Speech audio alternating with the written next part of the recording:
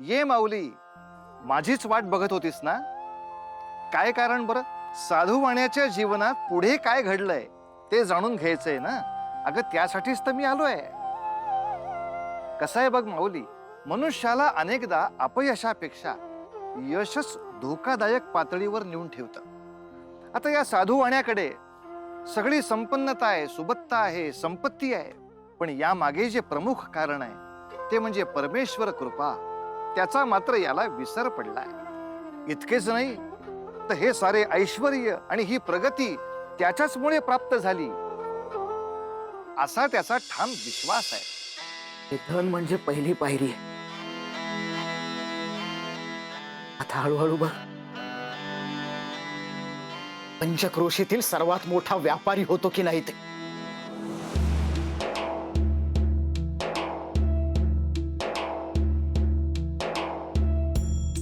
अहो, आपण हे व्रत करूया. आपण हे सत्यनारायणाचे व्रत करूया.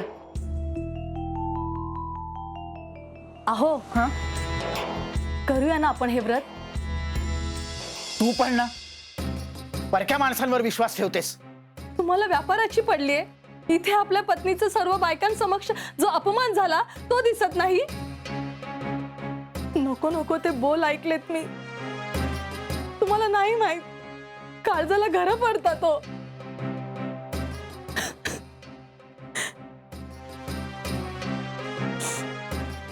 करूया आपण हे व्रत.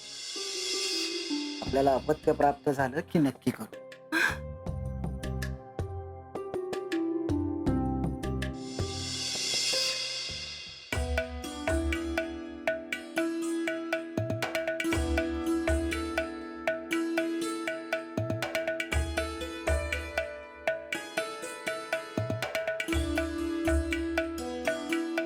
गतदिनीच्या हिशेबात 4 मोहरा कमी भरल्यात. व्यापाराकडे लक्ष देत जा. व्यापारातला तोटा मी सहन करणार नाही. जो व्यापाराकडे लक्ष देतो त्यास म्हणतात खरा व्यापारी.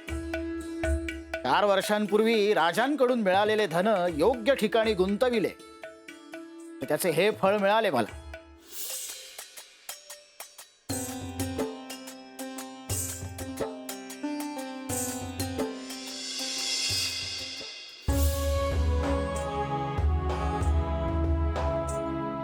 आणि हे बघ, आज सारं काही आमची कन्या कलावतीच्या आवडीचं बनव हा. आज तिच्या जन्मदिनी मला साऱ्या गावाला मेजवानी द्यायची आहे. हा, जा आवर. कलावती ये.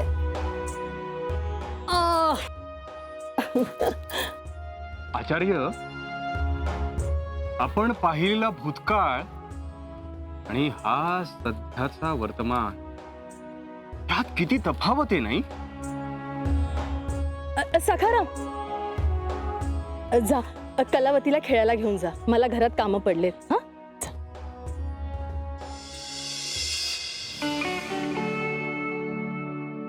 आचार्य तुम्ही?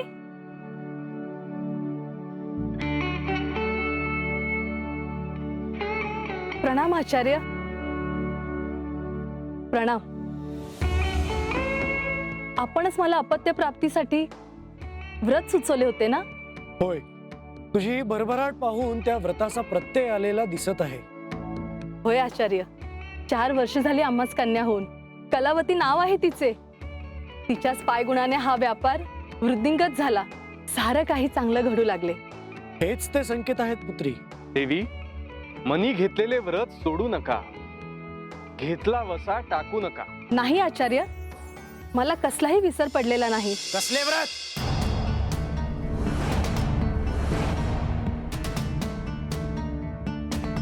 काय म्हणायचंय तुम्हाला? माझ्या या यशात तुमच्या त्या व्रताचा सहभाग आहे. माझे कष्ट, माझी बुद्धिमत्ता याची काहीच किंमत नाही, याचे काहीच मोल नाही. अहो, असेच जर असते तर जगात सर्वांनी पूजा अर्चाच केल्या असत्या. असे नाही पुत्र. इच्छापूर्ती करण्यासाठी आम्ही केवळ मार्ग दाखवितो. बाकी सारे तुमच्या हाती. हे सारे थोतांडे जे मी कमावले आहे त्याचे श्रेय मी अजिबात कुणासही देऊ इच्छित नाही. जशी तुझी इच्छा. देव तुला सद्बुद्धी देवो.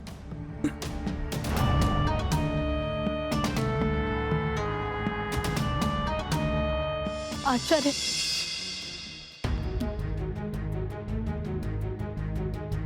अहो असे का वागत आहात आपण?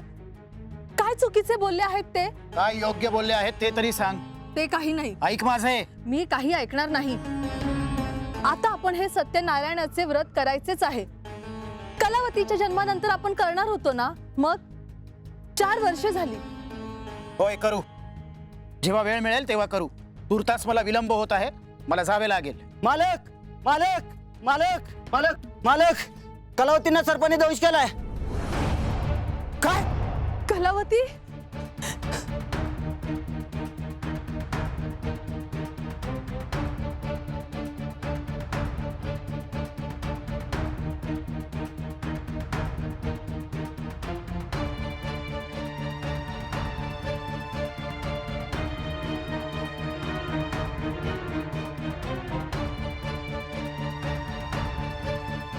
उद्या सकाळी हे औषध दुधात घालून द्या. आपल्यावर कसे मानू मी? आपल्यामुळेच हिचे प्राण वाचले. हे माझे कर्तव्यच आहे, परंतु आपण आपल्या कर्तव्यात कुठे कमी पडत नाही ना, ते बघा. घडणारे संकेत ओळखायला शिका.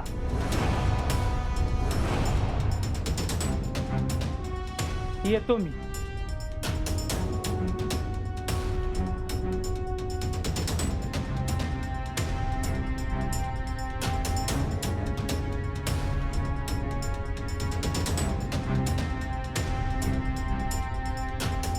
आपण कलावतीच्या संगोपनात कुठे कमी तर नाही ना पडत. आपण सत्यनारायणाचे व्रत करू, म्हणजे सारे क्षेम होईल. तुम्ही माझे ऐकत का नाही? लीलावती, शांत हो. आपण नक्की हे सत्यनारायणाचे व्रत करूया. मला असे वाटते आहे की आपण कलावतीच्या विवाहावेळी हे व्रत करूया.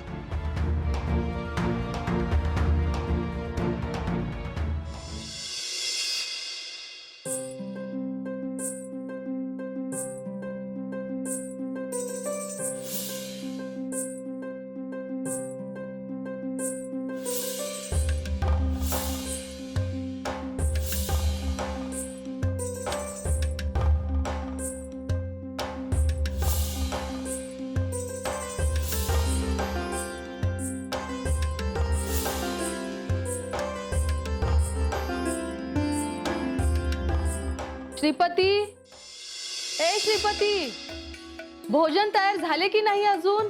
स्वामी येतीलच. कलावती, तू इथे? आणि तू का भोजन बनवतेस? श्रीपती,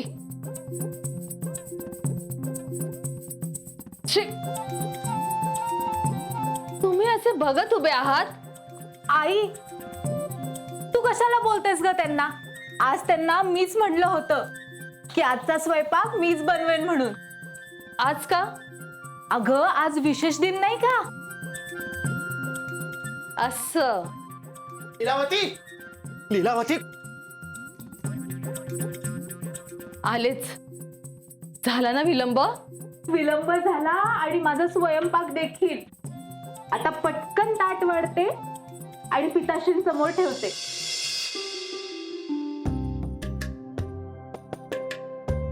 हे काय?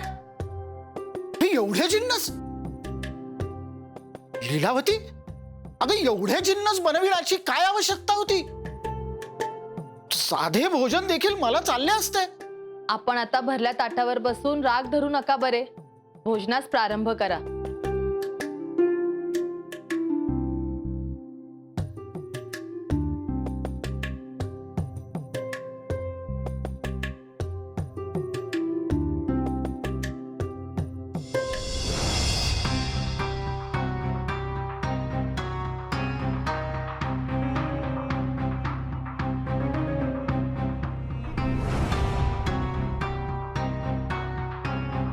काय झाले? स्वयंपाकात काही चुकले का? हे भोजन तुम्ही बनविले आहे? गप्पा का? तुम्हाला विचारतोय मी. अगदी अचूक ओळखले आपण. परंतु सर्वप्रथम हे सांगा की आपणास भोजन आवडले की नाही.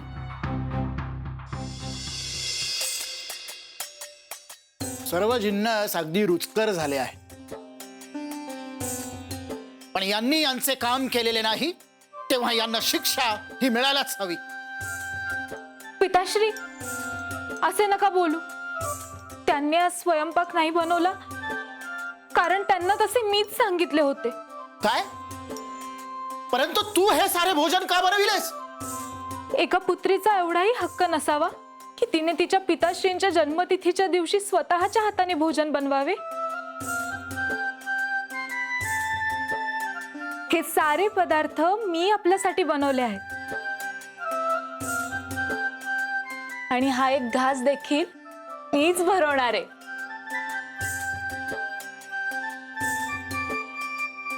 लीलावती, काही वर्षांपूर्वी कलावती लहान असताना भातुकलीच्या खेळामध्ये स्वयंपाक बनवायची.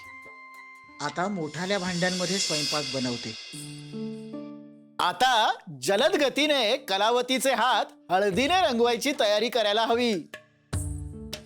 अग अग कलावती, अगं असं लाजून कसे चालेल? लीलावती, काय झाले? जसे जसे दिवस पुढे जातात तसे मला अधिकच दडपण येते. आपल्याला कन्या झाली, ती मोठी झाली आणि आता तिच्या विवाहाचे वय देखील आले, परंतु अद्याप आपण सत्यनारायणाची पूजा नाही केली. अरे हो, म्हणजे मी विसरलो असे तू समजू नकोस. काय ना की कामाच्या आणि व्यापाराच्या व्यापात असं विसरायला होतं कधी कधी. हा, पण मी तुला शब्द देतो, हे सत्यनारायणाचे व्रत आपण निश्चितच करूया. कलावतीच्या विवाहाचे मार्गी लागले की आपण हे व्रत करूया.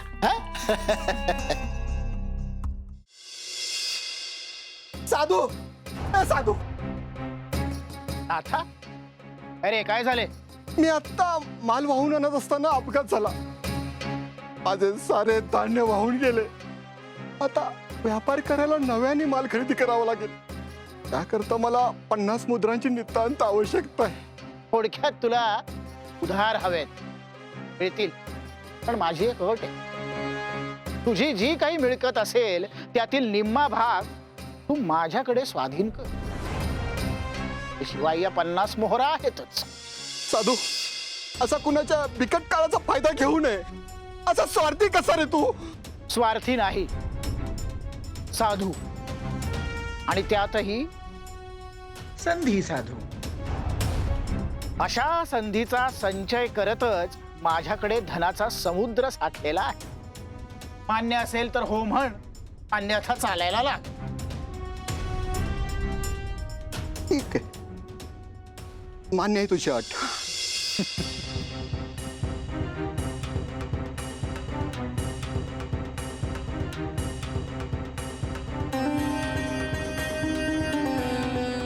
वा वा वा वा वा, दिवसाची सुरुवात किती फायद्यानं झाली. माझ्यासारखे चातुर्य इतर कुणीही वापरूच शकत नाही.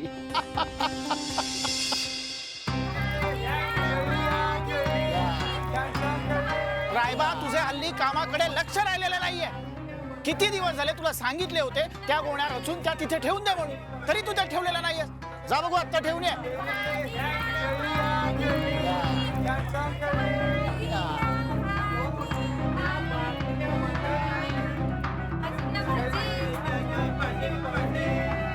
नमस्कार. साधू आणि आपणच का? होय, मीच. एक प्रस्ताव घेऊन आलो आहे मी आपल्याकडे. बोला, आपला परिचय? मी मंगलदास.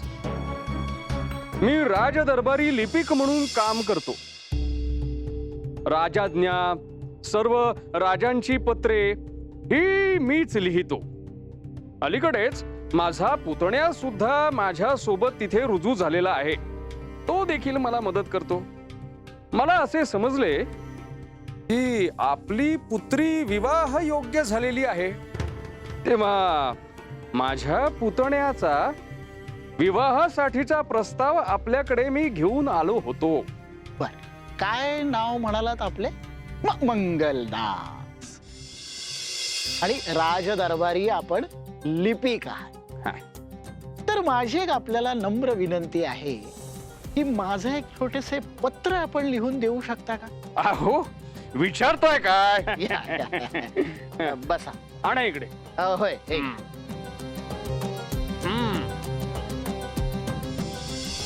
लिहा.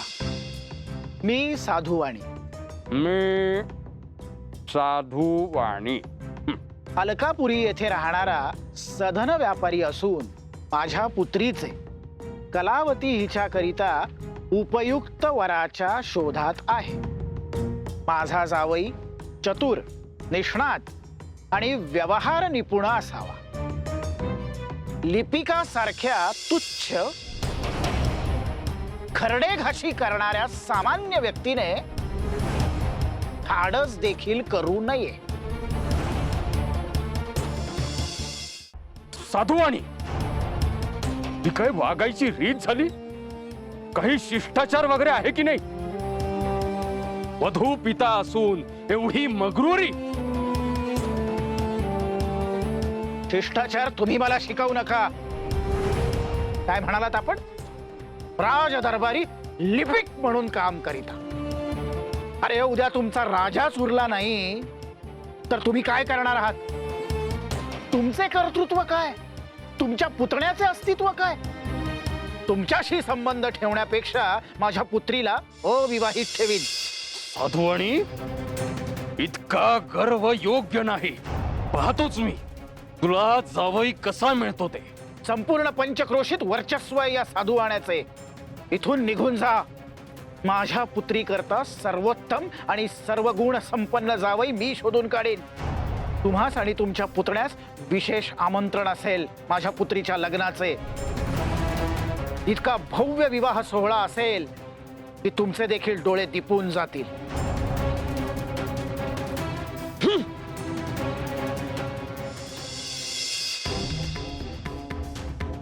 मुनिवर, काय झालंय?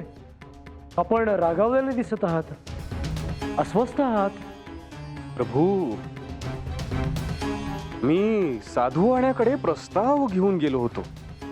त्याच्या पुत्रीच्या विवाहासाठी माझ्या पुतण्याचे स्थळ मी त्याला सुचवले.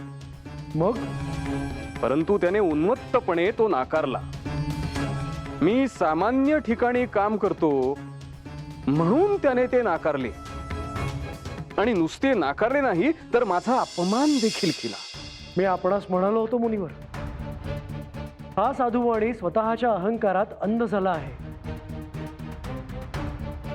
स्वतःच्या कर्माने स्वतःच्याच अधोगतीला हा कारणीभूत ठरणार आहे. आता याच्या पुत्रीच्या विवाहास याला आपले स्मरण होते का ते पाहू. साधुवाणी, त्याला केवळ पैसा आणि ऐहिक सुख याच्यातच समाधान आहे. त्याच्या प्राप्तीसाठी त्यानं सर्व काही केलंय. अर्थात आजवर त्याचं काही वाईट झालं नाही, परंतु ही संपत्ती दुपारच्या उन्हासारखी असते. क्षणात ऊन तर क्षणात अंधारून पाऊस. साधुवाण्याच्या जीवनात कुठला अंधार येईल आणि त्यानंतर सकाळ येईल का? या सगळ्याची उत्तरं पाहूया पुढच्या भागात. तोपर्यंत उतू नका, मातू नका आणि घेतला वसा टाकू नका.